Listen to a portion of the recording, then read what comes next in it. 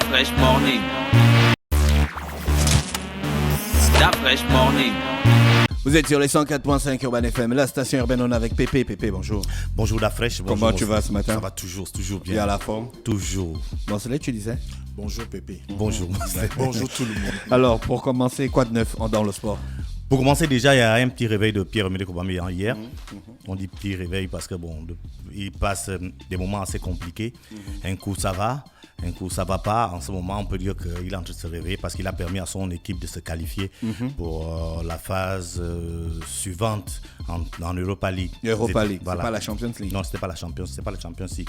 Ils étaient face à Benfica. Au match aller, il y a eu un match nul, un but partout. Et au match retour, ils ont gagné 3-2. Donc, et on revient à ce fameux but à l'extérieur qui aurait pu les éliminer parce que jusqu'à la 85e minute, ils étaient à 2 partout. Et à ce moment-là, c'est Benfica qui était qualifié parce que Benfica avait marqué beaucoup plus de buts à l'extérieur. Donc il a fallu pour Arsenal de gagner cette rencontre et puis voilà, de se qualifier. Donc un doublé de Pierre-Emerick Aubameyang a donc permis à Arsenal de se qualifier. Il y avait également dans cette même compétition, Kanga Gaylor, qui joue à l'Étoile Rouge de Belgrade, qui est un Gabonais également, et qui malheureusement n'a pas permis à son équipe de passer devant le Milan AC. Au match aller, il avait marqué, mais au match retour, malheureusement, avec justement ces fameux buts à l'extérieur, encore une fois de plus, le Milan AC se qualifie 1 but partout à l'aller, 2 buts partout au retour, et 2 buts partout à l'aller, 1 but partout au retour, et le Milan s'est qualifié. Donc il y avait 2 Gabonais qui étaient en lice et qui ont eu des fortunes, on va dire, diverses. Il y a également le jeune Aaron Boupenda. Voilà. Il a décidé d'aller jouer en Russie. Il y avait déjà eu un pré-contrat, je vous disais là, un accord, c'est même pas un contrat en tant que tel, et il est en train de vouloir revenir, l'accord était plus entre les deux clubs, et lui, il n'est pas d'accord sur certaines clauses. Voilà, certaines clauses, notamment sur le plan financier. Donc la réflexion sera encore beaucoup plus poussée, et donc aujourd'hui, on ne peut plus finalement dire que Boupenda est déjà pour la Russie l'année prochaine. D'accord. Voilà. Alors ce matin, on reçoit M. Eric Ela, qu'on connaît très bien dans le monde des sports de combat. Oui. Bon, avec lui, on va parler de quoi, Pépé? Avec lui, on va parler de la boxe arabe. Il y a une grande compétition, je crois la plus grande compétition mondiale. Ce sera le gala de Russie dans quelques temps, dans quelques semaines, on va dire dans 2 mois plus. On va faire les contours avec lui de l'organisation parce qu'il est le président de la Fédération africaine de boxe arabe. Et donc, on va parler avec lui de l'organisation et notamment des Gabonais qui peuvent participer. On va profiter, même si aujourd'hui, il ne doit pas prendre le côté Gabon parce qu'il représente toute l'Afrique. Mais on l'a avec lui, on l'a avec nous. Et donc, on va quand même profiter pour savoir comment se préparent les Gabonais et dans quel état de forme ils sont. Monsieur Elabekale Eric Richard, bonjour. Bonjour. Voilà, rapprochez-vous du micro, s'il vous plaît. Bonjour. On vous connaît déjà dans le monde des sports de combat. Aujourd'hui, vous êtes président de boxe arabe, mais vous êtes aussi président d'une fédération ici au Gabon. De kickboxing. Non, j'ai été président de la Fédération gabonaise de kickboxing pendant 10 ans. Donc aujourd'hui, je veux juste organiser les élections pour passer le flambeau à une autre génération de managers. Je crois que j'ai fait mon temps, déjà pour cette raison. Et de 2, je suis vice-président de la Fédération internationale de boxe arabe, en charge du management de cette fédération. Cumulativement, je suis président de la Fédération africaine de boxe arabe. Donc je suis le numéro 2 dans cette fédération internationale et le numéro 1 en Afrique. Il serait aberrant que j'occupe un poste de président d'une fédération nationale. Ça, c'est jamais vu. Vous avez combien d'années de pratique des sports de combat? Ouf, je pratique les sports de combat depuis que je suis jeune. Vous avez commencé par quoi? La boxe? Le karaté? Non. J'étais quelqu'un de très timide quand j'étais gosse. En fait, j'avais eu une épreuve quand même, la séparation de mes parents. Ça avait fait de moi un enfant très renfermé, très timide, et j'étais allé vivre avec ma mère et elle m'avait inscrit au judo justement. Le judo? Les enfants me malmenaient un peu. On est allé grandir dans une cité qu'on appelle l'Ikwala. Vous savez, la vie dans les cités et dans les quartiers populaires, ça nécessite d'avoir un mental assez fort. Malgré que mon grand frère essayait de se battre pour me prendre la part. Donc j'ai dû commencer par le judo, après le karaté, le taekwondo. J'ai terminé en full contact. Et voilà quoi. Mais les qualités que j'ai aujourd'hui, c'est pas parce que j'ai pratiqué, c'est autre chose. D'accord. Être un sportif de haut niveau ou quoi que ce soit, ça n'a rien à voir avec le management sportif. Ça a à voir avec quoi? Le management sportif, ça demande d'autres aptitudes. C'est-à-dire il faut déjà être un manager bien huilé, bien formé.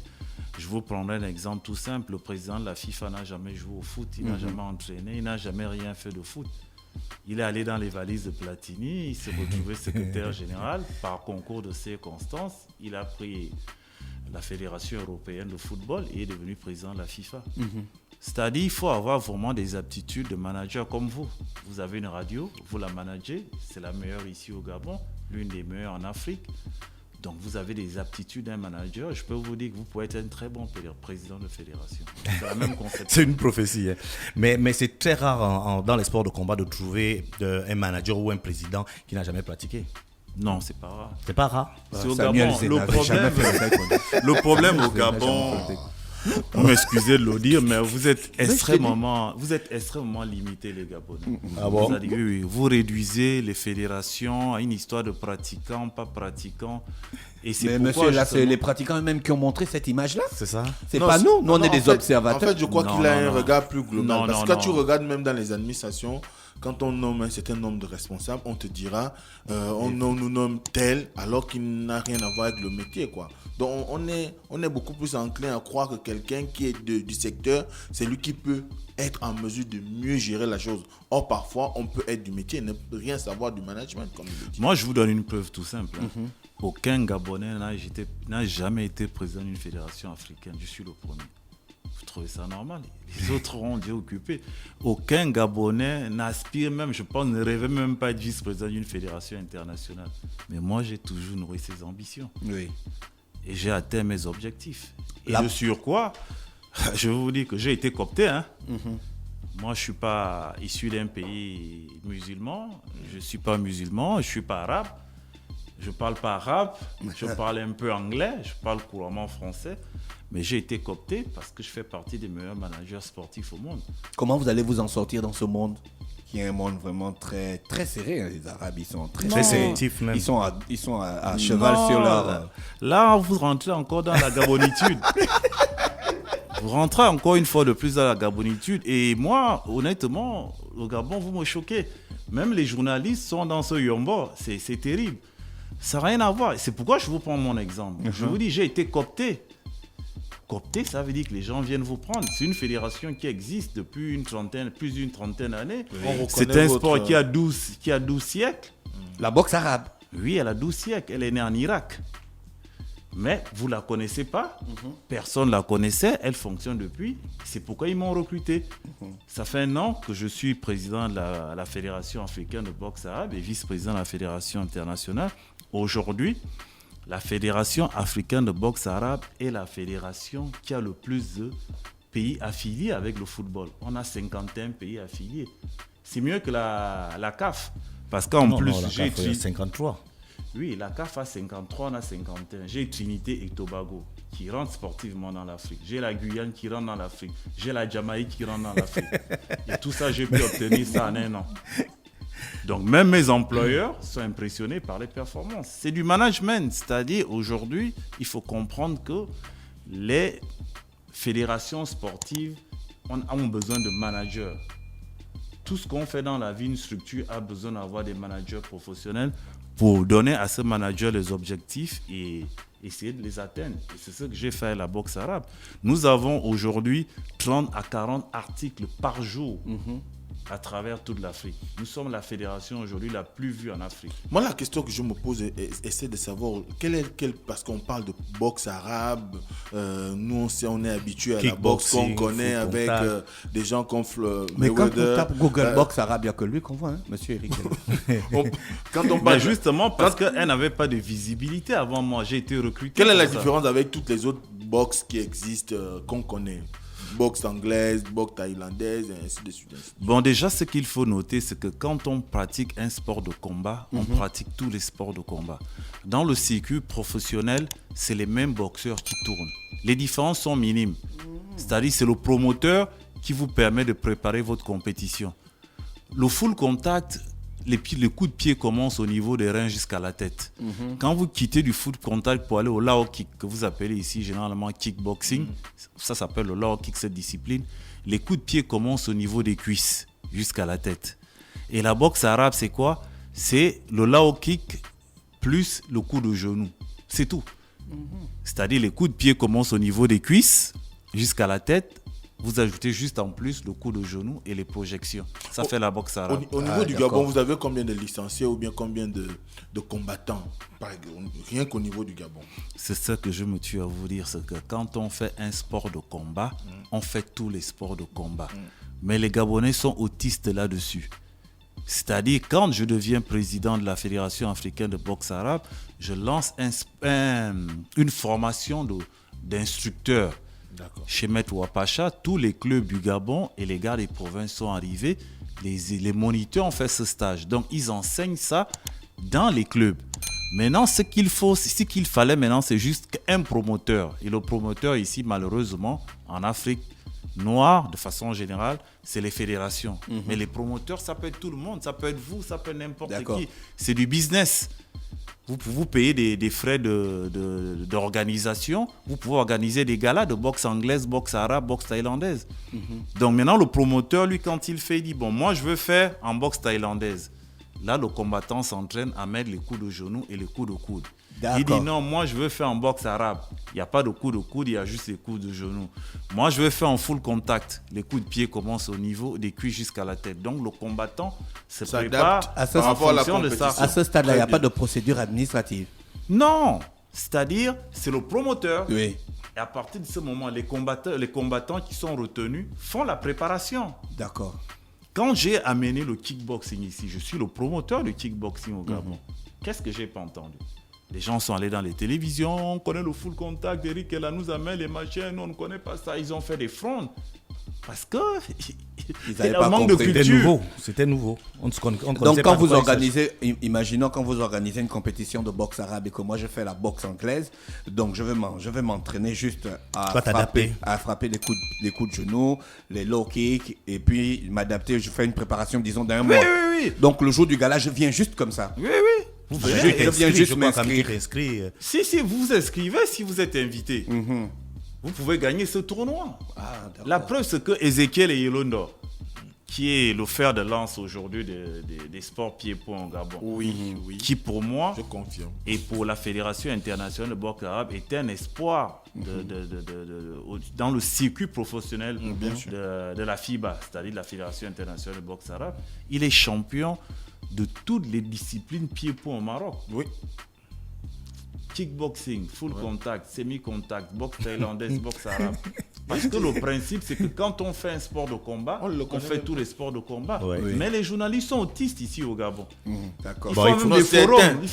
Vous les avez formés. On a vu la fédération gabonaise de basket. On a vu la fédération de basket former les journalistes. Vous aussi former les journalistes. Non. Un journaliste est un journaliste. Un journaliste est un journaliste d'investigation. Il a besoin aussi de formation par rapport à des domaines spécifiques. La formation, on n'a pas besoin de la faire de façon spectaculaire. Comme ça a été fait au basket. Vous m'excusez. C'est pas du marketing, la formation. Un journaliste qui veut se faire former, il y a un staff qui est dans une fédération. Il vient, il demande les règles de combat. Après, il suit. Il n'y a aucune formation. Ceux qui font les reportages, qui vont en Irak, tout ça, est-ce qu'ils ont des formations de commando? Non, on s'adapte quand on s'intéresse à un sujet. C'est pas aussi automatique que ça. Ça veut dire que lorsqu'ils vont en Irak... ta cause. Non, quand lorsqu'ils vont...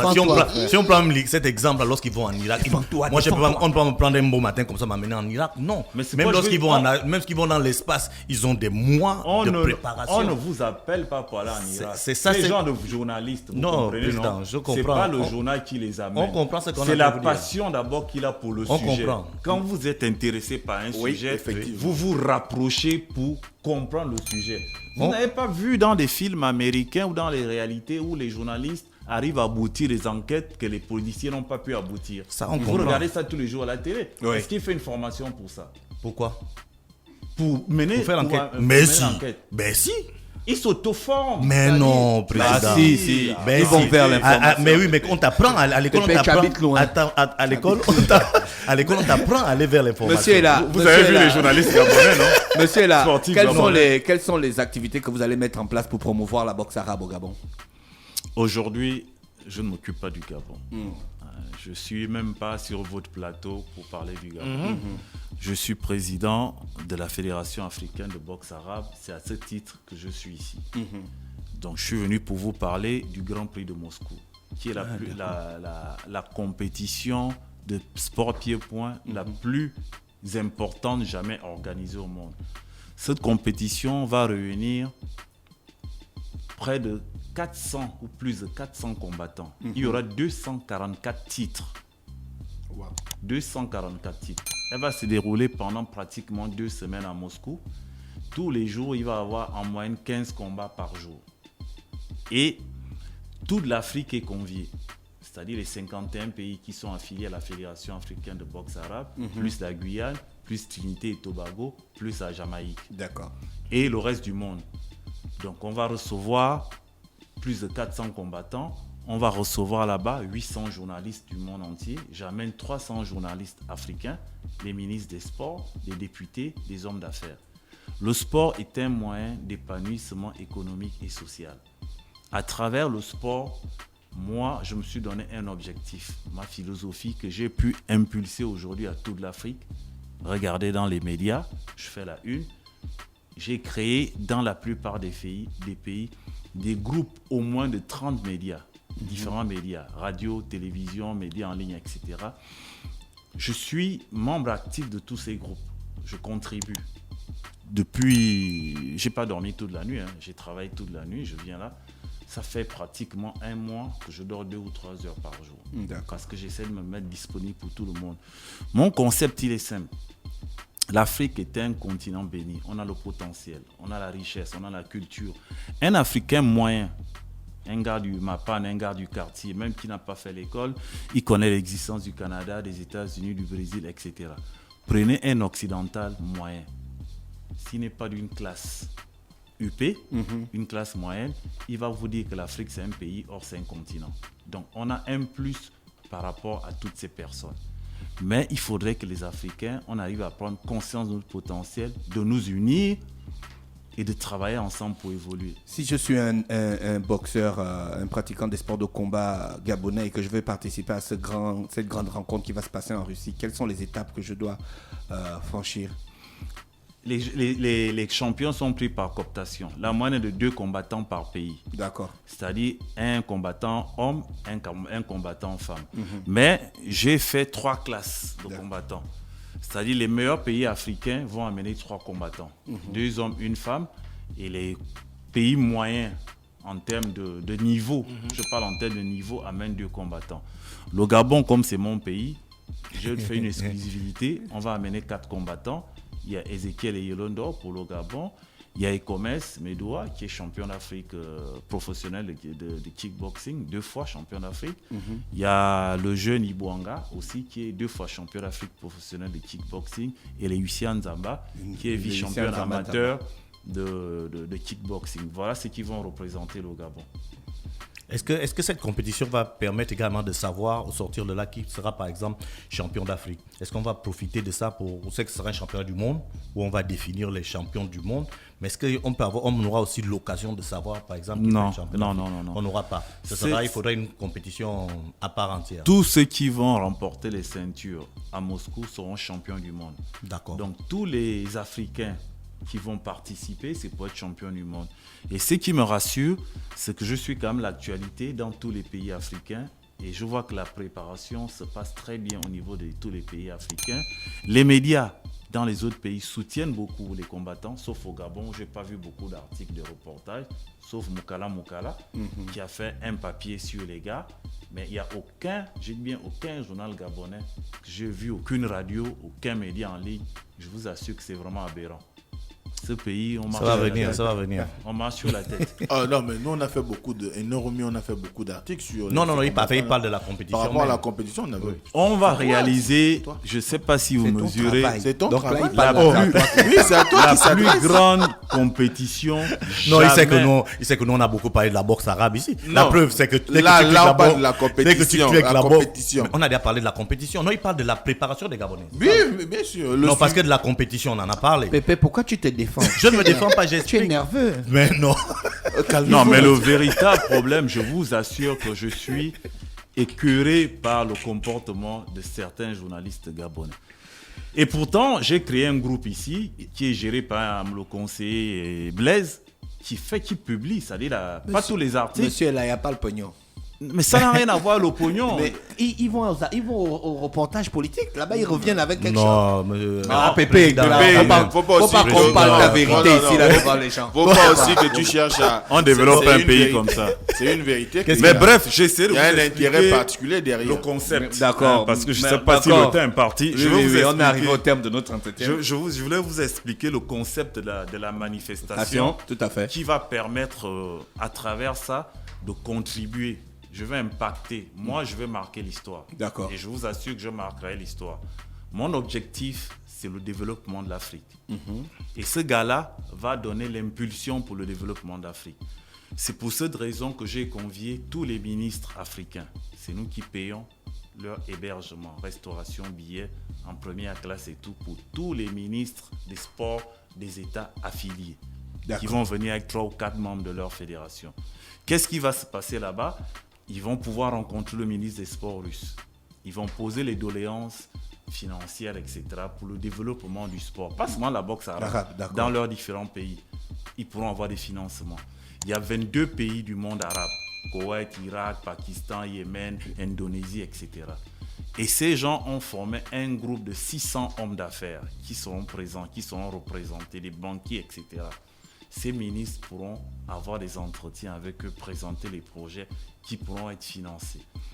On amène des députés, 2 par pays maximum, toujours pour le même lobbying pour leur pays. D'accord. On amène des hommes d'affaires qui vont pouvoir négocier des contrats pour émanciper, pas en cours de 50 millions, on parle de milliards. D'accord. À travers cette opération sportive qui est les championnats du monde, qui sont les championnats du monde de boxe arabe, vous voyez qu'il y a une connotation politique, économique et sociale pour l'Afrique. Ça va impacter. Il y a un côté positif pour les journalistes. Il y a 800 médias qui vont aller. Votre radio a été conviée, ça à représenter. Si vous revenez comme vous êtes parti, c'est que vous êtes stupide. Il va avoir les meilleures radios du monde. Il va avoir les financiers. Il va avoir 800 autres médias. Il y a 3 opportunités. Vous trouvez des financiers, vous trouvez des financements pour votre radio. Vous trouvez des financements pour le matériel. Vous trouvez des stages pour vos journalistes. Vous pouvez même trouver un travail dans la presse internationale. Oui, tout à fait. Parce que c'est 2 semaines. En 2 semaines, on ne peut pas filmer 4 combattants gabonais. Ça vous prend 2 heures. C'est en quelle période exactement? C'est du 21 avril au 1er mai. 21 avril au 1er mai. Donc, qu'est-ce que ça veut dire? C'est que chacun doit aller se battre sur le terrain avec le potentiel qu'il y a pour ne pas revenir comme il est parti.